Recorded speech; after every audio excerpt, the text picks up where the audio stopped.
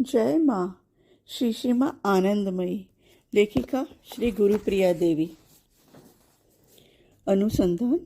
जो व्यक्ति प्रश्न करने के लिए बैठे थे उन्हें फिर प्रश्न करने की जरूरत ही नहीं रही। ऐसा एक बार नहीं अनेकों बार हुआ है। माँ की दूरदृष्टि का प्रमाण मुझे अनेक बार मिला है। मकान में दोपहर को मैंने कोई काम किया। अपराह्न में जो ही माँ के समीप आई अक्सर माँ कहती, दोपहर को मैं लेटी थी, देख रही थी तुम अमुक काम कर रही हो, ठीक ठीक बतला देती। और भी बहुतों की इस प्रकार की दूरदृष्टि का प्रमाण मिला है, मगर माँ यह सब बहुत ही कम प्रकट करती। कभी कोई बात बाहर प्रकट हो जाती, नहीं तो विशेष प्रकट नहीं करती। एक बार शाहबाग में मैंने माँ से पूछा था, माँ, जिस समय हम लोग तुम्हारे लिए व्याकुल होते हैं उस समय क्या तुम्हें मालूम पड़ जाता है? माँ ने कहा था, किस प्रकार समझती हूँ जानती है? जब भी तुम लोगों का मेरी ओर ध्यान आकृष्ट होता है उस समय तुम लोगों को अपने निकट विविध प्रकार से देखती हूँ। उसी समय मुझे ज्ञात हो जाता है कि तुम लोग मेरा ही चिंतन कर रहे हो। यह कहकर बोली, एक दिन रात में मशहरी के भीतर सोई थी। मैंने देखा कि तुम धीरे धीरे मशहरी उठाकर पैरों में हाथ लगा रही हो। एक दिन सिद्धेश्वरी के आसन पर जाकर बैठी। कीर्तन होने वाला था। कमरे में बहुत लोग थे। एक नवीन अपरिचित आदमी खड़ा था। उसने माँ की ओर निहार कर कहा, कहे तो मैं क्यों आया हूँ? मैं अपने मुंह से कहूँगा नहीं। मैंने मन ही मन प्रश्न किया है, जवाब दे तो जानूं। माँ उनकी ओर तनिक दृष्टि डालकर बोली, उत्तर दे चुकी हूँ, समझ लो। तुमने भी मन ही मन प्रश्न किया है, मैंने भी मन ही मन उत्तर दिया है, समझ लो। यह कहकर उसकी ओर दृष्टि कर जरा हंस दिया। वह आदमी फिर कुछ बोला नहीं। दूसरे दिन शाहबाग जाकर देखती हूँ कि वह आदमी माँ के कमरे के एक कोने में बैठकर रो रहा है। वह माँ को प्रणाम करना चाहता था और क्षमा मांगना चाहता था, किंतु माँ गृहस्थी के विविध कामकाज कर रही थी। उस और मानो ध्यान ही न था। उस आदमी के मन में कैसा भाव हुआ मैं नहीं जानती। वह रोते रोते व्याकुल हो रहा था। फिर क्या हुआ ठीक स्मरण नहीं है। एक बार किसी एक घटना के विषय में माँ राजी नहीं हो रही थी, किंतु भोलानाथ जी आग्रह करते जा रहे थे। आखिर माँ ने उसे किया, लेकिन 15 दिनों तक कमरे के भीतर न जा सकी। आंधी वृष्टि में बाहर ही रहती। इस तरह की घटनाएं और भी अनेक देखने में आई है। भोलानाथ जी के आदेश का पालन करने के लिए ही कर डालती, किंतु पीछे संभवतः शरीर में विपरीत क्रियाएं होती रहती। भोलानाथ जी भी डर जाते। इस कारण उन्हें भी आग्रह करने में भय होता कि न जाने फिर क्या उपद्रव हो। माँ बहुधा जो होने वाला है होगा, वे जब कह रहे हैं किए जाऊं, वह कहकर किए जाती। माँ की दूरदृष्टि की एक दूसरी घटना याद आ रही है। एक दिन एक सज्जन भोग लेकर आवे।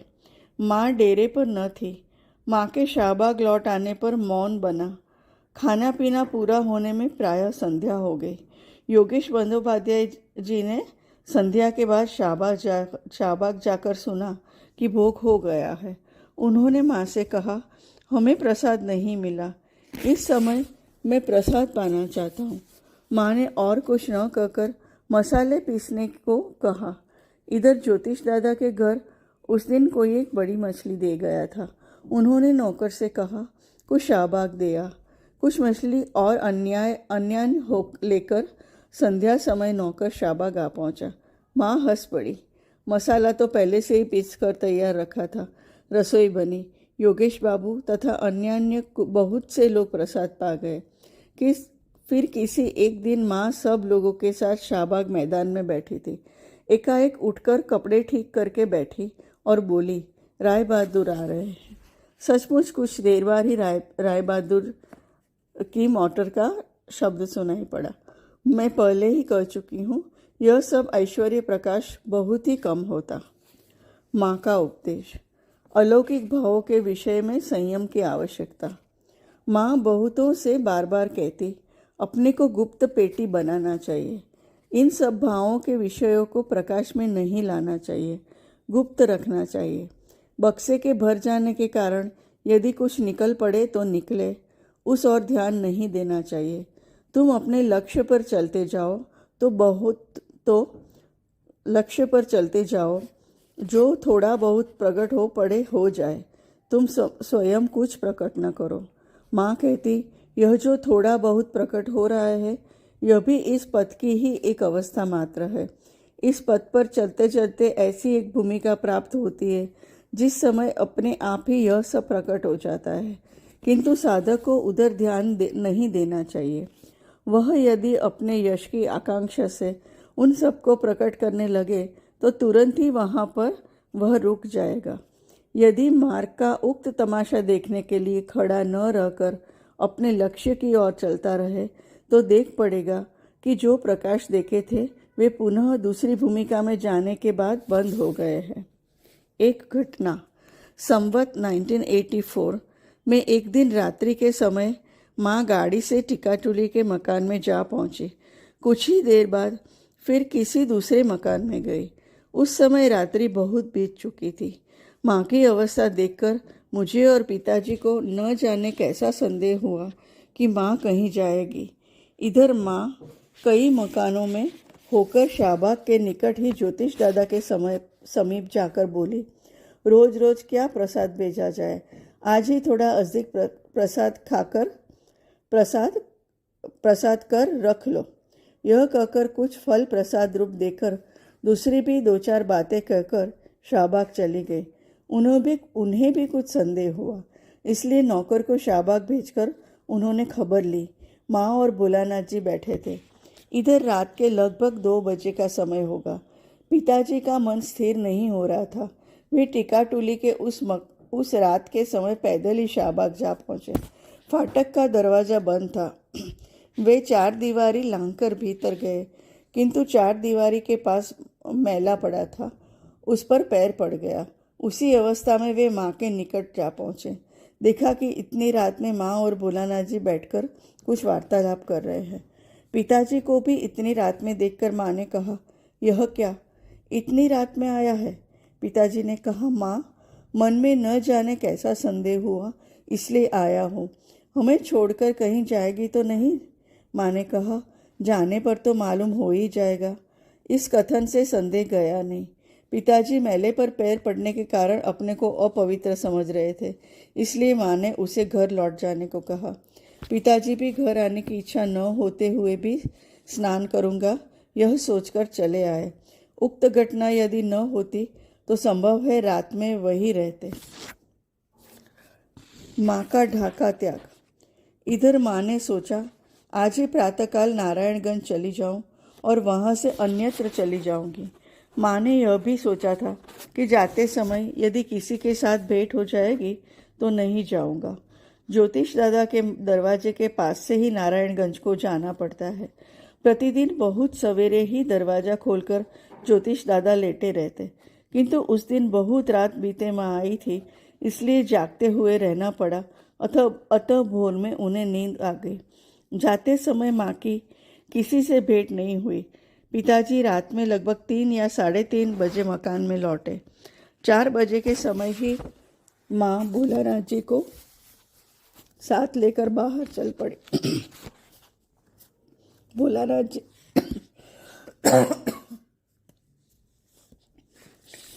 भोर में ही पिताजी दूसरी बार शाहबाग गए। जाकर देखा तो माँ चली गई थी। कहाँ गई कुछ खबर नहीं चली, कुछ खबर नहीं लगी। ज्योतिष बाबू ज्योतिष दादा के मकान में जाकर रो पड़े। ज्योतिष दादा भी घबराए, किंतु करे क्या। इधर माँ ने रात को पिताजी से कहा था, जाने पर खबर पा जाओगे।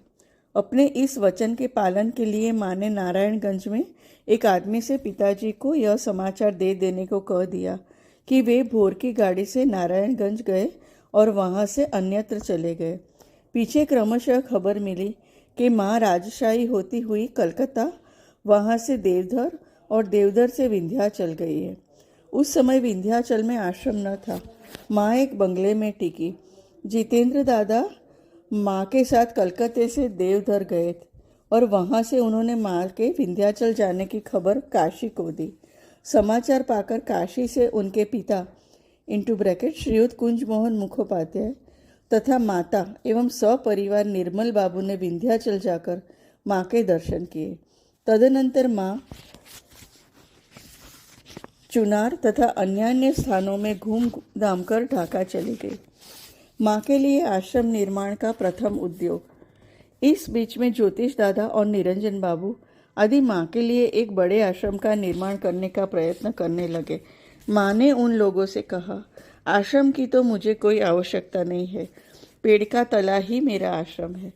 फिर भी यदि तुम लोगों को आवश्यकता हो तो बना सकते हो, किंतु मेरी एक बात है कि यदि तुम कुछ बनाओ तो इस रमना के काली मंदिर के पीछे की भूमि को जहाँ वर्तमान आश्रम है लेने की तुम लोग चेष्टा करना। आगे चलकर माँ ने कहा था कि इस स्थान में पहले बहुत से फलाहारी पवनाहारी सन्यासी रहते थे। उन्हें रमना के काली मंदिर में उन लोगों की अशरीर आत्मा के दर्शन मिले थे। माँ ने कहा था, इसलिए उस स्थान को लेने के लिए ज्योतिष दादा और निरंजन बाबू ने बहुत कष्ट झेले थे। ज्योतिष दादा बीमारी की अवस्था में भी उक्त स्थान हस्तगत नहीं हुआ। वह यह सोचकर दुखी होते थे। पीछे स्वस्थ होने पर जब किसी प्रकार की भी उक्त स्थान न ले सके, तब एक दिन अंतिम बात के लिए कालीबाड़ी के ठाकुर के निकट गए थे। उस समय उन्हें स्पष्टतः प्रतीत हुआ कि माँ साथ है।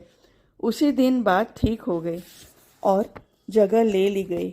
माँ के हरिद्वार से लौटने के बाद ही संवत 1984 के वैशाख महीने में शाहबाग में माँ का प्रथम जन्मोत्सव हुआ।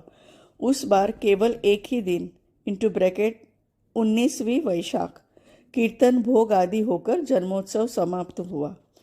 माँ की कृपा से कुंज बाबू के पंचम पुत्र का सर्पदंश से परित्राण। तदुपरांत कुंज मोहन मुखोपाध्याय जी अपनी छोटी लड़की का विवाह करने के लिए सपरिवार हमारी टिकाटुली के मकान में आए। माँ उस विवाह के समय उपस्थित थी। जामाता का नाम श्यामाकांत बंदोपाध्याय जमशेदपुर था। वे माँ के अत्यंत भक्त थे और आगे चलकर भोलानाथ जी से उन्होंने मंत्र दीक्षा ली।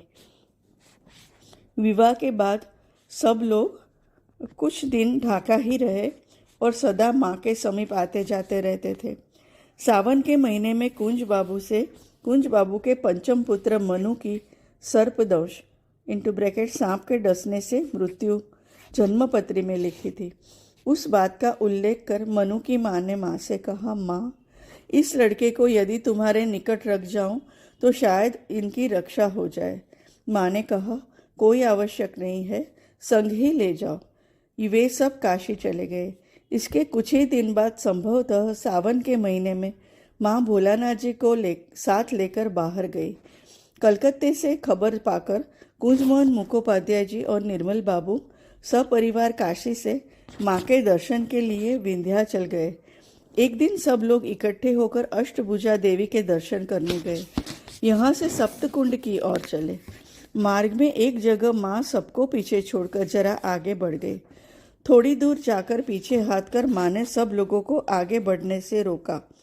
भोलानाथ जी आदि सभी ने दौड़ते हुए जाकर देखा कि माँ से थोड़ी ही दूरी पर एक गेहुअन सांप निश्चल हो माँ की ओर देख रहा है। माँ ने उसके ऊपर पैर रखा था। यह जानकर सभी घबरा उठे। काटा या नहीं पूछने लगे। माँ कुछ भी नहीं बोली। गेहुअन अपनी इच्छानुसार तेजी से टहलने लगा। मनु का छोटा भाई शंकर, उस समय उसकी अवस्था 6 या 7 वर्ष की होगी। वह एकाएक अपनी माँ से कह उठा, माँ, भाईजी को सांप काटेगा ऐसा लिखा था, इसलिए माँ ने उसे ले लिया। बच्चे के मुंह से अकस्मात यह बात सुनकर सभी को आश्चर्य हुआ। जन्मपत्री की बात भी सभी को याद थी। माँ जिन बंगले में रहती थी वहाँ आ पहुँची।